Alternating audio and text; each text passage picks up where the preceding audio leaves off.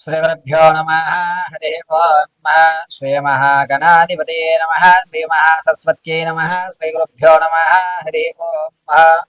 జగతం పితరం వందే పార్వతీ పరమేశ్వరం. సర్వం శ్రీ అంబికానుగ్రహకటాక్షలసిద్ధం. ప్రతి ఒక్కరికి కూడా ఈ పరాభావనామ సంవత్సరంలో అనేకమైనటువంటి ఇబ్బందులు చవిచూసి ఈ సంవత్సరమన్నా సరే నా యొక్క స్థితి మారుతోందా, మారడం లేదా, నేను ఏ విధంగా స్థిరపడగలుగుతాను అనేటువంటి సందేహం ఉన్నవారు, ఈ సంవత్సరమైనా నా జాతకం మారితే నేనంటూ ప్రూవ్ చేసుకోవడానికి అవకాశాలు ఎక్కడన్నా కలుగుతాయా అనే ఆలోచన ఉన్న వాళ్ళకి మనం మేషం మొదలు పెట్టుకుని మీనరాశి వరకు కూడా ఏ విధంగా వారి యొక్క జాతక ప్రభావాలు ఉండబోతున్నాయి, ఎవరి యొక్క జాతకంలో ఆదాయ వ్యయ రాజపూజ అవమానాలు ఏ విధంగా ఉండబోతున్నాయి అనేటువంటివి గోచార రీత్యా వారి వారి ఫలితాలని వివరించి చెప్పడం జరుగుతుంది. క్షుప్తంగా ఆదాయ వ్యయ రాజపూజ అవమానాలు వారి యొక్క స్థితిగతులు ఈ సంవత్సరం ఏ విధంగా ఉండబోతోంది అనేది మనం ఇప్పుడు వివరణగా చూద్దాం.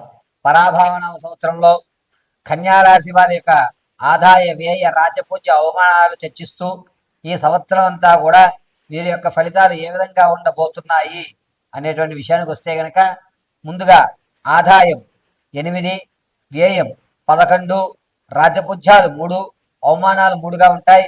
వీరు ఎక్కడైతే అవమానపడ్డారో అక్కడ రాజపూజ్యం అందుకునే అవకాశం ప్రథమాంకంలో కనబడుతుంది. ఆర్థికంగా కాస్త ఇబ్బందిగా పడుతున్నా సరే ఖచ్చితంగా మీరు లేచి నిలబడటం అనేది ద్వియాంకంలో జరుగుతుంది. అవమానాలు మనిషి యొక్క సక్సెస్ కి తొలిమిట్టు అని చెప్పి మీరు ఎక్కడైతే అవమానపడ్డారో అక్కడే నిలబడటానికి పోరాటం చేస్తుంటారు. పైగా గురుడు 11వ ఇంట, శని 7వ ఇంట ఉండడం వల్ల కాస్త మిశ్రమైన ఫలితాలు చెప్పొచ్చు. మీ ఆలోచన 1-2 సార్లు ఆలోచించి మీరు సంభాషించండి. మీరు ఆలోచించేది 100% క్రిస్టల్ క్లియర్ గా ఉంటుంది. కానీ ఇతరుల యొక్క ఆలోచనని మీ ఆలోచనతో రుద్దడం అనేది జరుగుతుంది. కాబట్టి ఇతరుల ఆలోచన పక్కగా పెట్టండి. మీ యొక్క ఆలోచనకు మాత్రం మీరు గౌరవం ఇవ్వండి. ఖచ్చితంగా మంచి ఫలితాలు ప్రథమాంకంలోనే చూస్తారు. ఇది కదా, ఇలా కదా నేను ఉండాలి, ఈ నిర్ణయం కదా నేను తీసుకుని ఉంటుంటే ఎప్పుడో బాగుపడేవాడిని అనేటువంటి మాట ఖచ్చితంగా ఈ ఏప్రిల్లో మీరు అనుకుంటారు. పైగా రియల్ ఎస్టేట్, స్టాక్ మార్కెట్ మీరు ధనాన్ని వెచ్చించాలి అనుకుంటే కనుక ద్వితీయాంకంలో మాత్రం కలిసి వస్తుంది. ప్రథమాంకంలో ఎట్టి పరిస్థితులను కలిసి రాదు.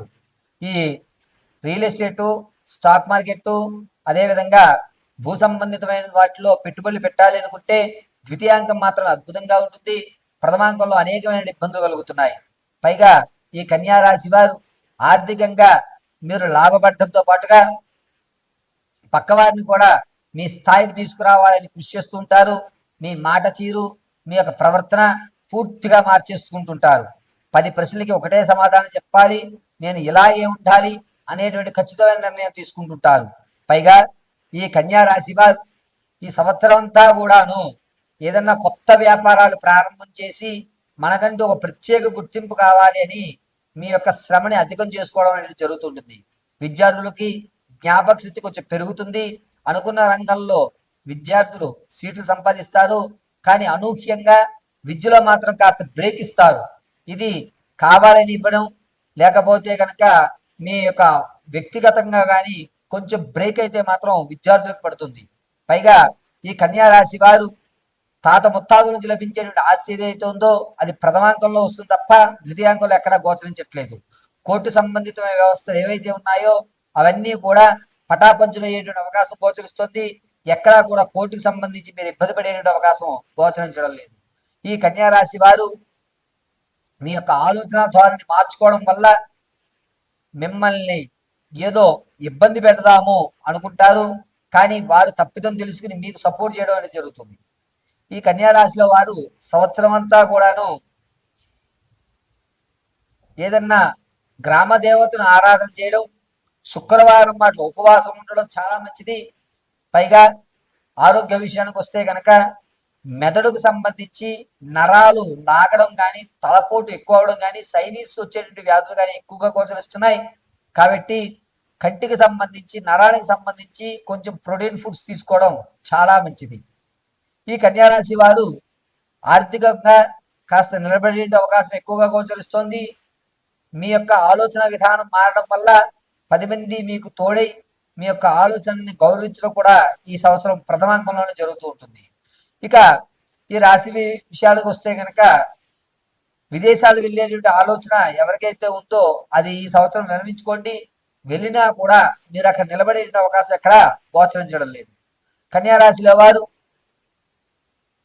సంగీత సాహిత్య కళ సినీ పరిశ్రమలో ఉన్నవారికి మాత్రం కాస్త ఊరట కలుగుతుంది. కొత్త కొత్త పరిచయాలు ఏర్పడటం, ఆ పరిచయాల వల్ల మీరు అనుకున్న స్థాయిలో ఉండడం జరుగుతుంది. కన్యా రాశి వారి సంవత్సరం అంతా కూడా గ్రామదేవత అయిన నల్లపోచమ్మని కానీ లేదా మైసమ్మ, మారమ్మ, నల్లపోచమ్మ, పెద్దింట్లమ్మ ఇటువంటి గ్రామదేవతను పూజించండి. అద్భుతమైన ఫలితాలు చూస్తారు. నేను ఇప్పుడు చెప్పేటువంటి ప్రతి రాశి ఫలితము కూడా గోచార రీత్యా మాత్రమే తెలియజేయడం జరిగింది. వ్యక్తిగతంగా మీ జాతకాన్ని తెలుసుకోవడానికి కింద స్క్రోల్ అవుతున్న నెంబర్ సంప్రదించండి. ఆ నెంబర్ సంప్రదించినప్పుడు మీ date of birth, time, place of birth ఈ 3 ఆధారాలుగా మీ పూర్తి జాతకాన్ని విశదీకరించి చెప్పడం జరుగుతుంది. ఒకవేళ మీకు డేట్ ఆఫ్ బర్త్లో కానీ టైంలో కానీ ప్రదేశంలో కానీ ఏదన్నా తెలియకపోతే మీ ఫోటోను మాకు వాట్సాప్ చేయడం, మేము అడిగేటువంటి 3 ప్రశ్నలకు మీరు సమాధానం చెప్పడం వల్ల ఆ గణాంక పరిమాణాన్ని బట్టి మీ జాతకాన్ని విశదీకరించి వివరించి చెప్పడం జరుగుతుంది. ఖచ్చితంగా మీకు ఉద్యోగ ప్రాప్తి ఎప్పుడు కలుగుతుంది, గ్రహదోషాలు ఏమన్నా ఉన్నాయా, వివాహం కాకపోవడానికి కారణం ఏమిటి, సంతానం కలగకపోతే కనుక ఏ విధమైనటువంటి పరిహారాలు చేసుకోవాలి, అదేవిధంగా ఉద్యోగంలో ప్రమోషన్ రావడానికి ఏ విధమైనటువంటి దేవతారాధన చేయాలి, ఏ రోజు ఏ దీపారాధన గావించుకుంటే ఏ దేవతామూర్తి యొక్క నామస్మరణ మనం చేస్తే మనకి కలిసి వచ్చేటువంటి యోచనగా ఉంటుంది.